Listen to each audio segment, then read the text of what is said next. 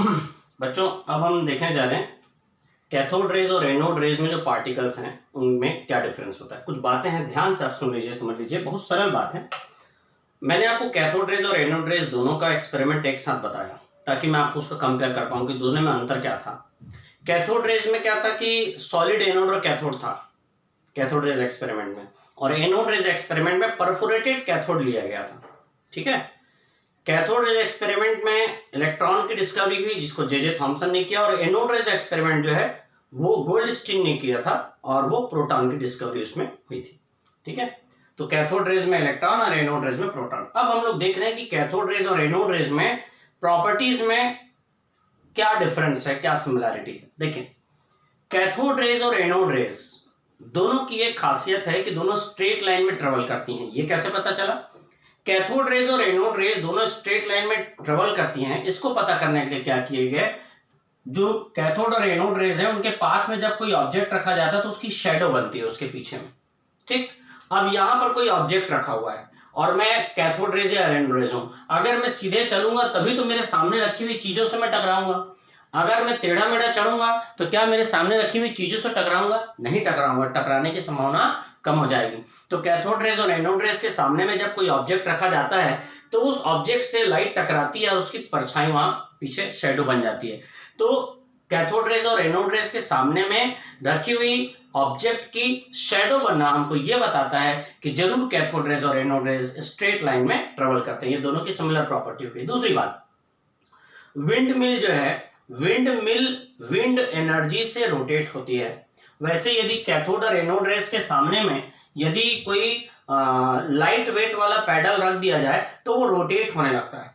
उसका रोटेट होने का मतलब है कि कैथोड रेज और एनोड रेज में जो पार्टिकल्स हैं उनमें एनर्जी है। जैसे विंड एनर्जी से विंड मिल रोटेट होता है, वैसे ये अगर रोटेट हो रहा है तो ये इसीलिए रोटेट हो पा रहा है कि कैथोड और एनोड रेज में जो पार्टिकल है, वो पार्टिकल कैथोड और एनोड रेज के जो पार्टिकल है उनमें एनर्जी है, वो अपनी एनर्जी इस व्हील को दे देते हैं और रोटेट कर देते हैं। मतलब इस एक्सपेरिमेंट में ये बताया गया कि यदि कैथोड रेज और एनोड रेज के पाथ में कोई लाइट वेट वाला पैडल रख दिया जाए तो वो रोटेट होने लगता है, जिससे हमको ये समझ में आता है कि वो जो कैथोड रेज और एनोड रेज में एनर्जेटिक पार्टिकल्स हैं। तीसरी बात ये, कैथोड रेज में चूंकि नेगेटिव चार्ज होता है इसलिए जब इलेक्ट्रिक फील्ड लगाया जाए तो कैथोड रेज पॉजिटिव इलेक्ट्रोड की तरफ आती हैं, और एनोड रेज में पॉजिटिव चार्ज रहता है इसलिए वो नेगेटिव इलेक्ट्रोड तरफ आएंगे। कैथोड रेज में नेगेटिव चार्ज है इसलिए इलेक्ट्रिक फील्ड लगाने से पॉजिटिव इलेक्ट्रोड तरफ अट्रैक्ट होंगे। एनोड रेज में पॉजिटिव चार्ज है तो वो नेगेटिव इलेक्ट्रोड की तरफ अट्रैक्ट होती है। फिर बात आई मैग्नेटिक फील्ड की। देखिए, जैसे एक कमरा है जिस कमरे में मैं वीडियो बना रहा हूं, मान लीजिए इस कमरे की जो दीवारें हैं वो मैग्नेटिक फील्ड मैग्नेट से बनी हुई हैं, और अगर मैं यहां से पत्थर मारता हूं, बहुत पावरफुल मैग्नेट से बनी, तो पत्थर मारूंगा तो क्या पत्थर सीधे सीधे निकल जाएगा क्योंकि पत्थर में मैग्नेटिक प्रॉपर्टी नहीं है। पर उसी जगह मैं कोई मैग्नेट या लोहे का टुकड़ा फेंक के मारूंगा तो वो जाके दीवार में चिपक जाएगा। क्यों? क्योंकि जो लोहे का टुकड़ा है वो भी एक टेम्परेरी मैग्नेट के समान काम करता है। जब वो मैग्नेट की तरफ अट्रैक्ट होता है तो वो जाके चिपक जाएगा, पर पत्थर या लकड़ी का टुकड़ा मारूंगा तो फेंका जाएगा। मैं कहना ये चाह रहा हूं कि मैग्नेटिक फील्ड से वही डेविएट होता है जिसमें खुद में मैग्नेटिक प्रॉपर्टी डेवलप हो या वो खुद मैग्नेटिक सब्सटेंस हो। मैग्नेट की तरफ वही अट्रैक्ट होता है जिसमें या तो खुद मैग्नेटिक प्रॉपर्टी है, मतलब वो मैग्नेट है, या उसमें मैग्नेटिक प्रॉपर्टी मैग्नेट के कांटेक्ट में आने से डेवलप हो जाती है। मैग्नेट में खुद की मैग्नेटिक प्रॉपर्टी है, लोहे के टुकड़े में मैग्नेटिक प्रॉपर्टी नहीं थी, मैग्नेट के कांटेक्ट में आने से उसमें मैग्नेटिक प्रॉपर्टी आ गई। मैं आपको बताना और कहना यह चाह रहा हूं कि मैग्नेट की तरफ केवल वही सब्सटेंस अट्रैक्ट होता है जिसमें खुद मैग्नेटिक प्रॉपर्टी हो या मैग्नेट के कांटेक्ट में आने से मैग्नेटिक प्रॉपर्टी डेवलप हो जाए। तो जब हम लोग मैग्नेटिक फील्ड लगाते हैं तो अपने चार्ज के हिसाब से कैथोड रेज और एनोड रेज दोनों ही मैग्नेटिक फील्ड की तरफ डेविएट होते हैं, जिससे यह पता चलता है कि कैथोड रेज और एनोड रेज दोनों में मैग्नेटिक प्रॉपर्टीज होती हैं, इसलिए वो मैग्नेटिक फील्ड से डेविएट हो रही है। अगर मैग्नेटिक प्रॉपर्टीज नहीं होती तो मैग्नेटिक फील्ड से डेविएट नहीं होती। तो ये चीजें जो है कैथोड और एनोड रेज दोनों में हमको देखने के लिए मिली। दूसरी चीज मतलब ये कि कैथोड और एनोड रेज दोनों में मैग्नेटिक प्रॉपर्टीज होती हैं, इसलिए मैग्नेटिक फील्ड लगाने से वो अपने चार्ज के हिसाब से एक पर्टिकुलर पोल की तरफ, नॉर्थ पोल या साउथ पोल की तरफ अट्रैक्ट होती हैं। दूसरी चीज आप समझेंगे, हाइड्रोजन जो गैस है, हम लोग हाइड्रोजन गैस को एग्जांपल में ले रहे हैं। इसमें एक इलेक्ट्रॉन और एक प्रोटॉन था। हाइड्रोजन में पॉजिटिव चार्ज आया तो एक इलेक्ट्रॉन निकल गया, इसमें केवल प्रोटॉन बचा। मान लीजिए कि कैथोड रेज एक्सपेरिमेंट में हाइड्रोजन गैस लिया गया, हाइड्रोजन गैस लिया गया तो ये बनाएगा कैथोड रेज, इलेक्ट्रॉन बनाएगा कैथोड रेज और हाइड्रोजन बनाएगा एनोड रेज। और चूंकि यहाँ हाइड्रोजन में केवल एक प्रोटॉन बचा है इसलिए यहां पर आप इसको प्रोटॉन बोल सकते हैं। और अगर मैं हाइड्रोजन की जगह कोई दूसरी गैस ले लूं, मान लीजिए मैं हीलियम गैस ले लूं, हीलियम में 2 प्रोटॉन और 2 इलेक्ट्रॉन है। हीलियम में अगर एक इलेक्ट्रॉन निकल जाए तो हीलियम में +1 चार्ज आ जाएगा। अब इसमें 2 प्रोटॉन और 1 इलेक्ट्रॉन है और साथ ही साथ इसमें 2 न्यूट्रॉन भी होता है। तो अब 2 प्रोटॉन 1 इलेक्ट्रॉन और 2 न्यूट्रॉन है, तो क्या मैं इसको केवल प्रोटॉन बोल सकता हूं? भाई H+ को प्रोटॉन क्यों बोल रहे थे? क्योंकि उसमें 2 चीज है, हाइड्रोजन एटम में 2 चीज होता है, इलेक्ट्रॉन और प्रोटॉन 2 चीज होता है। उसमें से इलेक्ट्रॉन निकल गया तो बच क्या गया, इसके पास केवल प्रोटॉन। तो चूंकि H+ के पास केवल प्रोटॉन बचा है इसलिए हम लोग H+ को प्रोटॉन बोल सकते हैं। पर क्या अगर मान लीजिए मैं जो एनोड और कैथोड रेज एक्सपेरिमेंट कर रहा हूं उसमें अगर मैं हाइड्रोजन गैस की जगह हीलियम गैस भर लेता हूं तो हीलियम में से इलेक्ट्रॉन निकलने के बाद He+ बनेगा, निकलेगा तो इलेक्ट्रॉन पर जो पॉजिटिव आयन बनेगा उस पॉजिटिव आयन में कौन रहेगा, He+, जिसमें 2 प्रोटॉन 2 न्यूट्रॉन और 1 इलेक्ट्रॉन।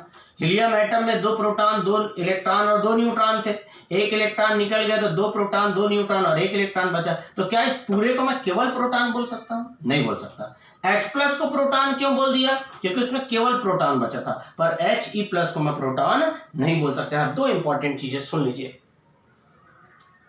कैथोड रेज एक्सपेरिमेंट में चाहे कोई भी गैस ली जाए हर बार कैथोड रेज में आपको इलेक्ट्रॉन ही मिलेगा, पर एनोड रेज एक्सपेरिमेंट में हर बार आपको प्रोटॉन ही मिले ऐसा नहीं है। एनोड रेज एक्सपेरिमेंट में आपको प्रोटॉन केवल तब मिलेगा जब हाइड्रोजन का ये आइसोटोप जिसको प्रोटियम बोलते हैं ये यूज किया जाए। मतलब हाइड्रोजन गैस जब यूज किया जाए, अब हाइड्रोजन के भी कई आइसोटोप हैं, प्रोटियम, ड्यूटेरियम, ट्राइटियम, उसमें से प्रोटियम जिसका एटॉमिक मास 1 होता है, मास नंबर भी 1 होता है, उसमें एक इलेक्ट्रॉन एक प्रोटॉन होता है। तो मैं आपको बताना ये चाह रहा हूं कि चाहे कोई भी गैस ली जाए कैथोड रेज में तो हर बार इलेक्ट्रॉन ही होता है, पर एनोड रेज में प्रोटॉन तभी बोलेंगे, एनोड रेज के पॉजिटिव पार्टिकल को प्रोटॉन तभी बोलेंगे जब भरी गई गैस हाइड्रोजन हो। फिर से बोलता हूं, फिर से सुनिए। कैथोड रेज एक्सपेरिमेंट में हर बार जो नेगेटिवली चार्ज पार्टिकल हैं वो इलेक्ट्रॉन ही होंगे, पर एनोड रेज एक्सपेरिमेंट में पॉजिटिव चार्ज जो पार्टिकल हैं वो प्रोटॉन केवल कब होंगे, जब हाइड्रोजन गैस ली जाए। अगर कोई दूसरी गैस ली जाएगी तो उसको पॉजिटिव आयन जरूर बोलेंगे, पॉजिटिव पार्टिकल बोलेंगे, पर उसको प्रोटॉन नहीं बोल पाएंगे। अब इसी से रिलेटेड एक क्वेश्चन पूछा गया है कि ये प्रूव कीजिए कि इलेक्ट्रॉन यूनिवर्सल पार्टिकल है।